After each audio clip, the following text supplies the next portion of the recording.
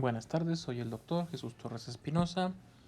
Continuamos con la clase de patología. En esta ocasión pues vamos a retomar el tema que teníamos antes de que iniciaran el periodo vacacional, en el cual pues estábamos hablando principalmente pues de patologías relacionadas con el tubo digestivo y sus glándulas anexas. Dentro de este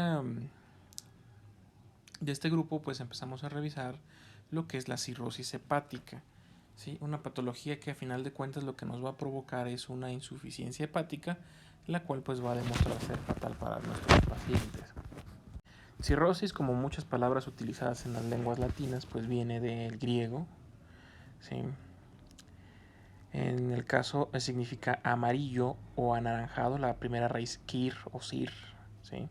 Y cis, patología. Entonces es una, por así decirlo, una patología amarilla, que una de las características de nuestro paciente es que se va a poner amarillo.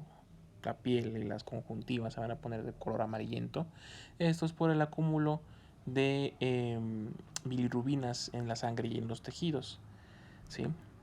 En la cirrosis hepática lo que vamos a encontrar es que hay primeramente un reemplazo de los hepatocitos normales en los acinos, ¿sí? Por tejido de colágeno, fibras de colágeno, ¿sí? Que van a formarnos a final de cuentas nódulos que van a aislar el tejido hepático funcional del resto del hígado, ¿sí? Entonces aquí tendríamos, por ejemplo, todas las líneas blancas vienen a ser esas líneas de colágeno que como que generan tabiques entre los diferentes acinos, evitando la comunicación entre estos y evitando pues que se lleve a cabo una función adecuada del hígado. En palabras más sencillas, es un hígado que se lesiona constantemente por alguna razón, que da una inflamación. Esa inflamación daña algunos hepatocitos o partes de los acinos hepáticos y estos pues se reemplazan a sí mismos por tejido fibroso, tejido de colágeno, ¿sí? O sea, cicatrices. Se inflama, se genera una inflamación, destrucción del hepatocito y posteriormente cicatrización. Cuando el hígado tiene suficientes cicatrices de cierto tamaño que hayan disminuido suficientemente la capacidad del hígado, la función hepática, entonces se presentan datos de cirrosis hepática. En esta imagen pues observamos ese proceso inflamatorio que mencionamos. Primero pues tenemos a las células hepáticas normales de este lado arriba, sin ningún inconveniente. Estas se pueden edematizar por alguna situación, luego se van a infiltrar, ¿sí? Por tejido o por células blancas dentro del proceso inflamatorio, lo cual pues produce la necrosis y la muerte de estos hepatocitos, como se ve aquí. Luego, posteriormente, estas células hepáticas necrosadas van a cicatrizar, generándonos tejido no funcional. Si ese tejido lleno de colágeno no es funcional, no va a cumplir las funciones de un hepatocito normal. Ahora, la cirrosis hepática pues, puede generarse de varias patologías, aunque pues la más común o la que conocen ustedes de forma más común, pues es la cirrosis alcohólica, ¿sí? Continuando con la definición, esta cirrosis hepática va a ser una distorsión irreversible de la arquitectura hepática normal. Como pues como ya lo mencioné, por mecanismos tales como la lesión hepática que genera fibrosis y una regeneración de forma nodular. Entonces no hay una reconstrucción adecuada del tejido hepático. Es una enfermedad de tipo crónico, ¿sí? No va a presentarse rápidamente. Es una causa de insuficiencia hepática. Hay otras causas de insuficiencia hepática que sí son agudas, en su caso va a ser crónica. Luego, posteriormente, pues tenemos las causas, ¿sí? O ya explicado en este diagrama, la fisiopatología de la cirrosis hepática, ¿sí? En la cual, pues primeramente tenemos el asunto de que haya alguna situación que nos genera la activación de las células estelares hepáticas, mastrocitos hepáticos. Son tejidos de sostén que hay en el hígado. Este va a incrementar o va a este depósito de colágeno que he mencionado con anterioridad, pues nos genera una alteración en el intercambio de sustancias entre los sinusoidales, que son vasos sanguíneos que entran en el hígado, y los hepatocitos. Entonces no hay un intercambio adecuado por este depósito de colágeno. Esto provoca un desarrollo exagerado de la membrana basal en el subendotelio, una degradación deficiente de la matriz extracelular y acúmulo de sustancias tales como la laminina alfa 1 y la tenascina y la fibronectina, lo cual nos genera un depósito de proteínas de colágeno de tipo fibrilar que va a generar ya la regeneración de tipo nodular, dándole ese aspecto boludo de forma corriente mencionarlo, que va a tener este hígado de forma macroscópica. Ahora, como decía, hay muchas causas que pueden generarnos la cirrosis hepática como tal. Hay de muchos tipos, algunas o las más comunes es la alcohólica, como ya dije. La toxoplasmosis es un tipo de parasitosis y las hepatitis tanto B, C y D. Estas, como tienden a la cronicidad, pues nos pueden generar el problema de la cirrosis hepática. Otro tipo son las enfermedades genéticas, como la enfermedad de Wilson, la macromatosis, la deficiencia de la alfa-1 antitripsina y de las enfermedades que generan almacenamiento de glucógeno. Fármacos o tóxicos, el alcohol y el metotrexate. El alcohol va a ser el principal, ¿sí? La principal causa de cirrosis hepática. O también pues le podemos llamar cirrosis hepática alcohólico nutricional o CHAN. ¿Sí?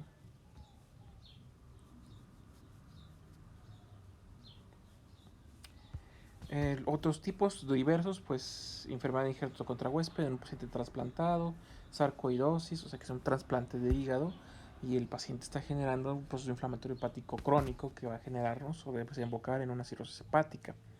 La sarcoidosis, la enfermedad inflamatoria intestinal que revisaremos también más adelante, o la enfermedad de fibrosis quística. De todos, como dije anteriormente, el más común, el más frecuente, el más visto va a ser el alcohol. La segunda, las hepatitis, ¿sí? Sí, aquí tenemos otro cuadro que nos engloba igual las diferentes causas que nos pueden generar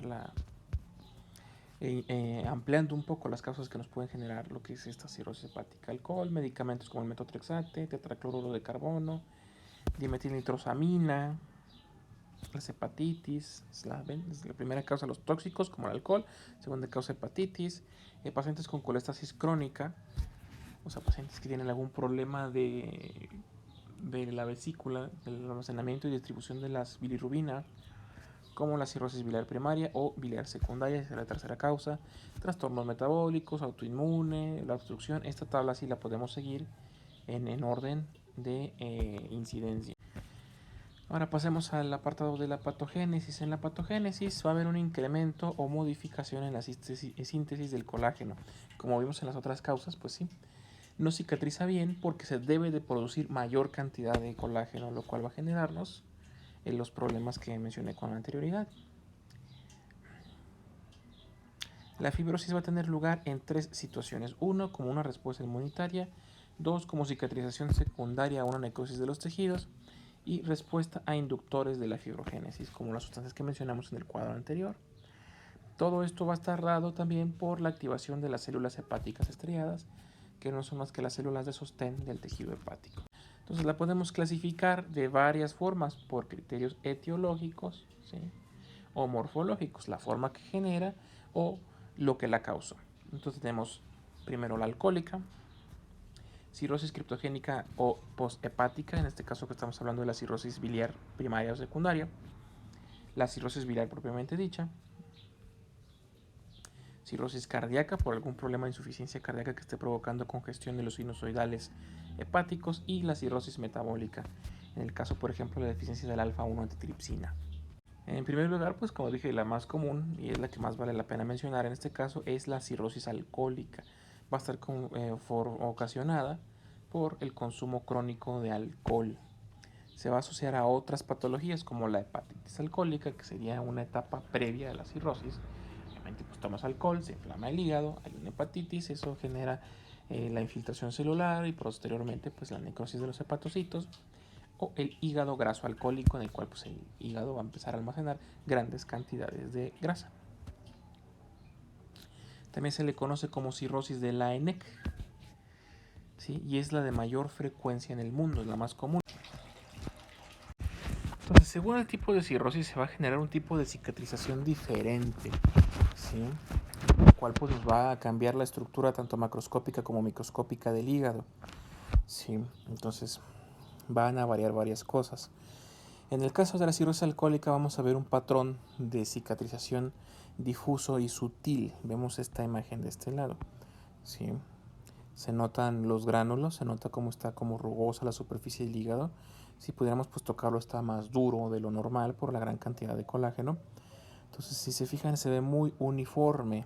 A eso se refiere con difuso y sutil, ¿sí?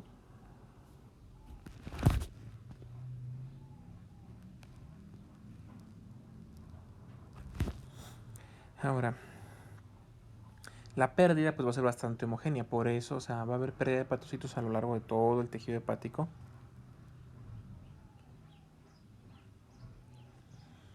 A lo largo de todo el tejido hepático, por esa razón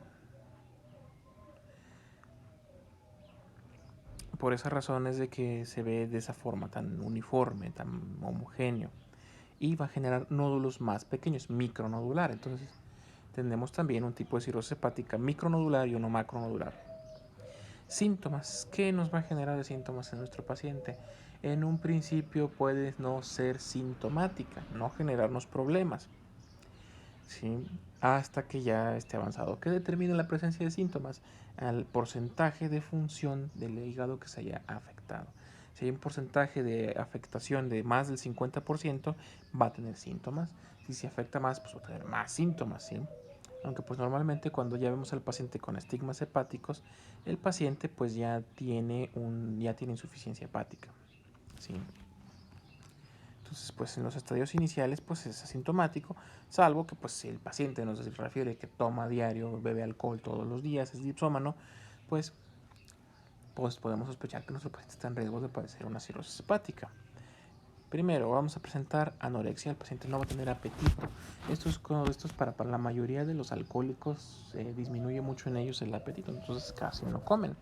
Por tanto, algunos tienen datos de malnutrición. En el caso del cirrótico, pues tiene datos de malnutrición y aparte va a tener interferido el mecanismo de producción de las proteínas, ¿sí? Sobre pérdida de peso, tal vez por pérdida de masa muscular, ¿sí? Por esta intervención en el metabolismo de las proteínas que acabo de mencionar. También recuerden que el hígado se encarga de generarnos o de intervenir en el proceso de formación de los diferentes factores de coagulación. Entonces, cuando empieza a fallar el hígado, empiezan a fallar los factores de la coagulación y el paciente puede tenernos hemorragias, ¿sí? Puede desarrollar datos de debilidad por un síndrome anémico secundario a la falla hepática, astenia, o sea, no tiene ganas de hacer nada, tal vez pues lo mueva a su misma adicción al alcohol, pues a tomar alcohol o a hacer cosas, pero normalmente no tiene ánimos de andar haciendo nada. Y luego va a tener síntomas y signos relacionados con la hipertensión portal. Si recuerdan sus clases de anatomía, en el lóbulo cuadrado va a pasar una vena que es la vena porta. Es una vena que va a conectar varios sistemas venosos en el hígado. Como el hígado se endurece, empieza a ejercer presión sobre esta vena. Entonces, esta presión incrementada va a hacer que la vena empiece a mandar sangre por otros lados. Estos lados pues, van a generarnos un incremento del flujo venoso en otros vasos sanguíneos que no estaban esperando una cantidad exagerada de flujo sanguíneo, lo cual pues, nos va a generar insuficiencias venosas en diferentes partes. Lo típico en un cirrótico es que nos genere una insuficiencia venosa en lo que sería las venas que van hacia el esófago, entonces generan varices esofágicas, que es otra cosa que ya analizamos cuando vimos los sangrados de tubo digestivo. Aquí para el caso lo que observamos, estos son hemorroides, por si se lo preguntan, es un ano lo que estamos viendo aquí, con hemorroides ya grado 4 externas que no se pueden reducir, está medio feyón, ¿sí? Que también puede pasar por ese incremento del flujo venoso en vías periféricas.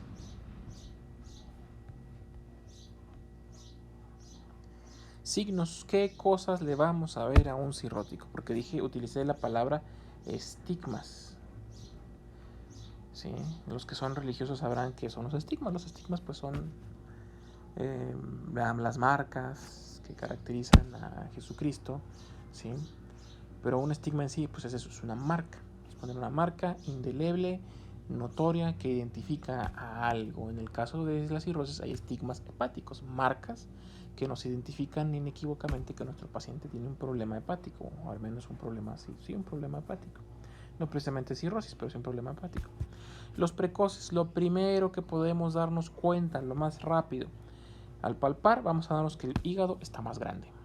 Si tienen un tacto bien desarrollado, podrán darse cuenta que está incrementada la consistencia, eso es más duro y nodular. Se siente una superficie accidentada, como pavimentosa.